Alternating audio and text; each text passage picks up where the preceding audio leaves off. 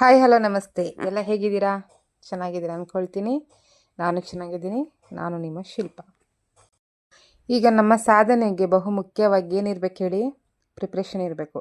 Preparation ಅಂದರೆ ಅದು ಯಾರೋ ಹೇಳ್ತಾರೆ, ಯಾರೋ ಮಾತಾಡ್ತಾರೆ, ಒಬ್ಬ ಮೇಲ್ ಬಂದ ಅಂತ ಹೇಳಿದ್ರೆ ಬಿಡು ಅವನ ಅದೃಷ್ಟ ಗುರು, ಅವನ ಮೇಲೆ ಬಂದ್ಬಿಟ್ಟ ಅಂತಾರೆ. ಅದೃಷ್ಟ ಅಲ್ಲ ಗುರು, ಅದು ಅವನಿಗೆ ಅವಕಾಶ ಬಂದಾಗ ಅವನು ತಯಾರಾಗಿದ್ದ ಅಂತ ಅರ್ಥ. ನೀವು ತಯಾರಾಗಿದ್ದಾಗ ಅವಕಾಶ ಬರಬೇಕು.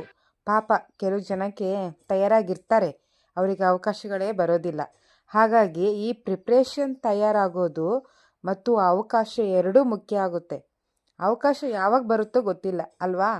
ನಿಮ್ಮನ್ನು ಹುಡ್ಕೊಂಡು ಬರುತ್ತೆ ಅದು, ಆವಾಗ ನೀವು ತಯಾರಾಗಿರ್ಬೇಕಷ್ಟೆ.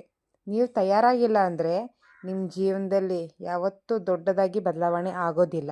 ಸೊ ನೀವು ಇಷ್ಟಪಡೋ ವಿಷಯಗಳಲ್ಲಿ ನಿಮ್ಮ ಪ್ರಿಪ್ರೇಷನ್ ಇಷ್ಟು ಜಾಸ್ತಿ ಮಾಡ್ಕೋತೀರೋ ಅಷ್ಟು ಒಳ್ಳೆಯದು.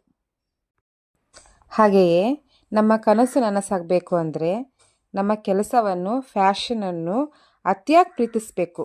ಅತಿಯಾಗಿ ಅಂದರೂ ಅಷ್ಟು ಅದು ಬಿಟ್ಟು ನಿಮಗೆ ಯಾವುದೇ ಇಂಪಾರ್ಟೆನ್ಸ್, ಯಾವ ವಿಷಯನೂ ಯಾವ ವ್ಯಕ್ತಿನೂ ಇಂಪಾರ್ಟೆಂಟ್ ಅಲ್ಲ ಅನ್ನೋ ರೀತಿಯಲ್ಲಿ ನೀವು ತುಂಬ ಪ್ರೀತಿ ಮಾಡಬೇಕು.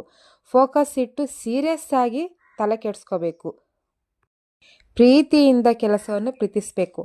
ಆಗ ನೋಡಿ ನಮ್ಮ ಕನಸಿನ ಕೆಲಸ ನನಸಾಗೋದ್ರಲ್ಲಿ ಯಾವ ಅನುಮಾನವೇ ಬೇಡ.